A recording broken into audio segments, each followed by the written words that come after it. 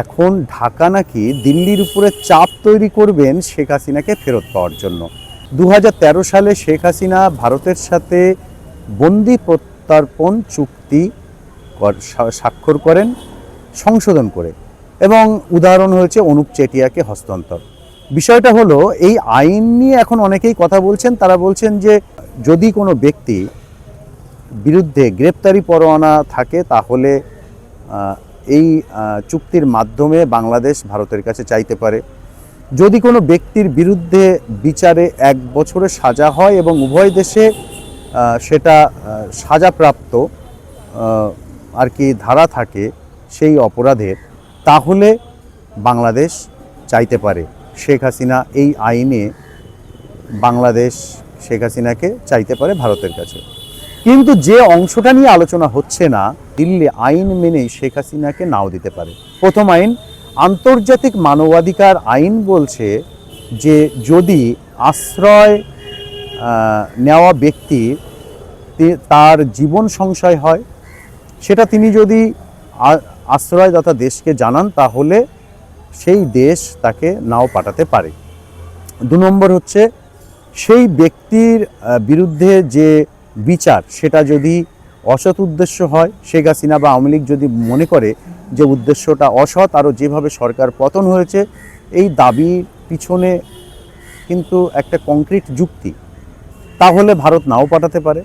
3 নম্বর point হচ্ছে, যদি এই ব্যক্তি রাজনৈতিক চরিত্র হয় এবং উদ্দেশ্য যদি স্বচ্ছ না হয়, তাহলে ভারত নাও পাঠাতে পারে। অর্থাৎ ভারত আইন মেনে, আন্তর্জাতিক আইন মেনে, শুধু যে ভারত এবং বাংলাদেশের যে প্রত্যর্পণ চুক্তি সেই চুক্তি নয়, আন্তর্জাতিক আইন মেনেই শেখ হাসিনাকে নাও পাঠাতে পারে। এই অংশগুলো কিন্তু মিডিয়াতে বলা হচ্ছে না। এখন বিষয় হলো, শেখ হাসিনাকে সত্যিই কি ঢাকা চায়? আমার কিন্তু সেটা মনে হয় না। কারণ বলা হচ্ছে ফেব্রুয়ারিতে নির্বাচন।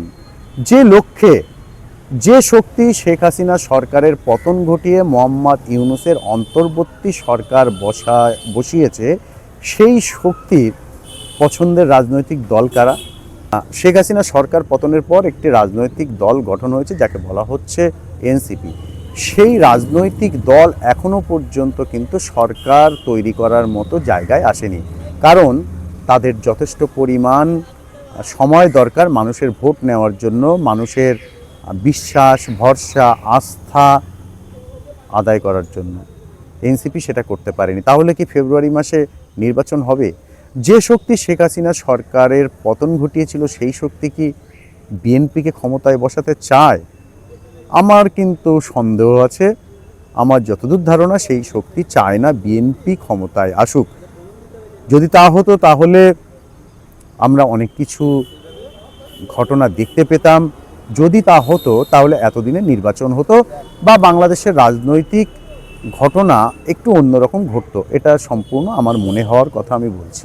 17ই নভেম্বর শেখ হাসিনা এবং আসাদুজ্জামান খান কামাল দুজনের বিরুদ্ধে চরম শাস্তি, মৃত্যুদণ্ড, ফাঁসি, এই যে রায় ঘোষণা হলো, তার আগে শেখ হাসিনা কি বললেন? যে তার সরকার পতনের নেপথ্যে আমেরিকার কোনো হাত নেই। তাহলে হাত কার আছে? সে উত্তর কেউই দেয়নি। 17ই নভেম্বর সাজা ঘোষণার পর 18ই নভেম্বর শেখ হাসিনা সরকারের স্বরাষ্ট্রমন্ত্রী আসাদুজ্জামান কলকাতায় বসে এক বেসরকারি সংবাদ মাধ্যমকে সাক্ষাৎকারে বললেন, বাংলাদেশ বর্তমানে 30 থেকে 40টা জঙ্গি সংগঠনের নিয়ন্ত্রণে, এবং বাংলাদেশের এই সরকার জঙ্গি সংগঠনগুলোর নিয়ন্ত্রণে চলছে। সেই জঙ্গি সংগঠনগুলো কিন্তু আবার পাকিস্তানপন্থী, এবং বাংলাদেশে পাকিস্তানের জঙ্গি সংগঠন লস্কর ই তৈয়বা, জয়শ ই মোহাম্মদ, এমনকি আল কায়দার বাংলা নেটওয়ার্কও তৈরি হয়েছে। অর্থাৎ বাংলাদেশে 30 থেকে 40টা নেটওয়ার্কের কথা কিন্তু বলছেন এই আসাদুজ্জামান খান কামাল, যিনি শেখ হাসিনা সরকারের স্বরাষ্ট্রমন্ত্রী ছিলেন। আমরা বিভিন্ন প্রতিবেদনে দেখেছি ভারত সরকারের যে গোয়েন্দা ইনপুট, সেখানে বলা হচ্ছে কি পশ্চিমবঙ্গের যে উত্তরবঙ্গ এলাকা আছে, জেলাগুলো আছে, তার ওপাশে যে বাংলাদেশের উত্তর পশ্চিমাঞ্চলের জেলাগুলো আছে সেখানে বাংলাদেশে ওই জেলাগুলোতে নেটওয়ার্ক তৈরি করছে পাকিস্তানের জঙ্গি সংগঠন লস্কর ই তৈবা, জয়শ ই মুহাম্মদের মতো জঙ্গি সংগঠনগুলো, এবং সেখানে একাধিক নেতার আসা যাওয়া। সংবাদ মাধ্যমে আমরা দেখছি যে বাংলাদেশে একাধিক পাকিস্তানের জঙ্গি সংগঠনগুলোর নেতারা আসা যাওয়া করছে, পাকিস্তানের সেনাবাহিনীর সদস্যরা আসা যাওয়া করছে, বাংলাদেশে পাকিস্তানের গোয়েন্দা বাহিনীর সদস্যরা অফিসিয়ালি আনঅফিসিয়ালি আসা যাওয়া করছে। কেন? এই প্রশ্নের উত্তর ব্যাখ্যা আছে কারো কাছে? নেই। তাহলে শেখ হাসিনাকে এমন একটা রায় দাও যে রায় দিলে শেখ হাসিনা বাংলাদেশে ঢুকতে পারবে না, এবং এমন একটা রায় দাও যে রায় দিলে বাংলাদেশ রাজনৈতিকভাবে উত্তপ্ত হবে, ফেব্রুয়ারি মাসে নির্বাচন হবে না।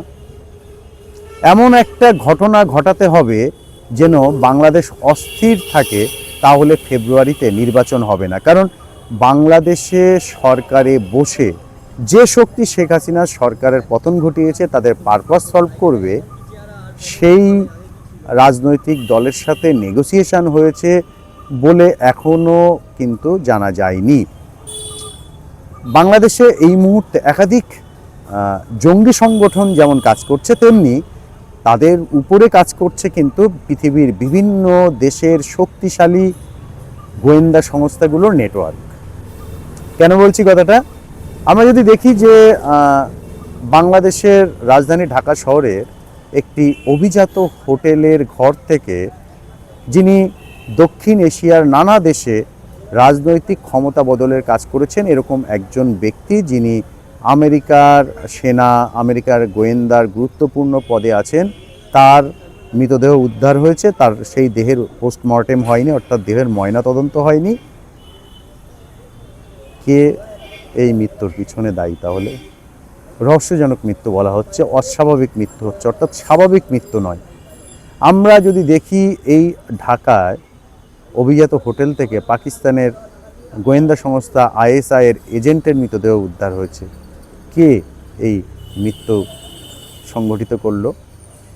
আবার আমরা প্রতিবেদনে দেখছিলাম যে সাংহাই সামিট থেকে নরেন্দ্র মোদী যখন দেশে ফিরছেন, তিনি ফিরে এসে বললেন, আমি সাংহাই থেকে ফিরলাম, সবাই হাততালি দিলেন।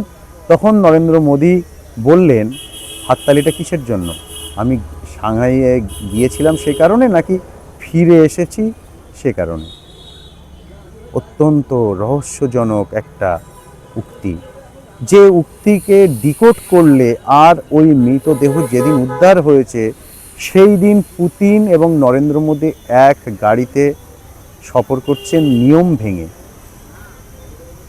ঘটনা দুটো যদি ডিকোড করি, মন্তব্যগুলো যদি ডিকোড করি, তাহলে সমীকরণ কি বলে, উত্তর কি আসে, বিশ্লেষণ কি আসে, যুক্তি কি আসে, ভাবনা কি আসে? যারা এই ভূ রাজনীতি, জিও পলিটিক্স নিয়ে যারা চর্চা করেন তারা জানেন হট ইজ হট আর কারা কোথায় কি ঘটালো। এরপর আমরা দেখলাম কি, গত মাসে বাংলাদেশের রাজধানী ঢাকা শহরের একটি গুরুত্বপূর্ণ আন্তর্জাতিক বিমানবন্দর, হজরত শাহজালাল বিমানবন্দর, সেখানে আগুন লাগলো। আগুনে ক্ষতিগ্রস্ত হয়েছে, অনেক গুরুত্বপূর্ণ নথি পুড়ে গেছে যেগুলো রাশিয়া থেকে এসেছিল। অর্থাৎ যেখানে আগুন লেগেছে আর যেখানে দমকল, দুটোর দূরত্ব কিন্তু খুবই অল্প। চাইলেই দমকল গিয়ে আগুন নিভিয়ে নিয়ন্ত্রণে আনতে পারত, ক্ষতি এড়াতে পারত, কিন্তু সেটা হয়নি। এ নিয়ে বাংলাদেশের সংবাদ মাধ্যমের প্রতিবেদন আমি দেখেছি, আমারও মনে প্রশ্ন জেগেছে। এবং ওই এর পিছনে যে এই আগুন লাগার ঘটনা যে দুর্ঘটনা নয়, এটা আসলে সংগঠিত করা দুর্ঘটনা, সেটা আমার ওই প্রতিবেদনটা দেখেই আমারও বাস্তবসম্মত বলে মনে হয়েছে। বাংলাদেশে বর্তমানে 17 তারিখে অর্থাৎ 17ই নভেম্বর রায় ঘোষণার পর উত্তপ্ত পরিস্থিতি তৈরি হয়েছে। বিভিন্ন জায়গায় আগুন, ভাঙচুর, পুড়িয়ে দেওয়া, এমনকি খুনের ঘটনাও ঘটেছে। নেপথ্যে আওয়ামী লীগকে মুছে দেওয়া, শেখ হাসিনা যাতে ভারত থেকে বাংলাদেশে ঢুকতে না পারে, শেখ হাসিনাকে কেন্দ্র করে যাতে কূটনৈতিক সম্পর্ক আরও খারাপ হয়, এরকম অনেক সম্ভাবনা উকি দিচ্ছে। আপনারা কি ভাবেন? এটা শুধুমাত্র বাংলাদেশের আভ্যন্তরীণ বিষয়? এর পিছনে কি কোনো আন্তর্জাতিক শক্তির যোগ নেই? আর ফেব্রুয়ারিতে যদি নির্বাচন হয়, তাহলে যারা শেখ হাসিনা সরকারের পতন ঘটিয়েছে তাদের পারপাস কি সত্যি সলভ হবে? আমি অন্তত মনে করি না। আপনারা কি মনে করেন? কমেন্টস করে জানান।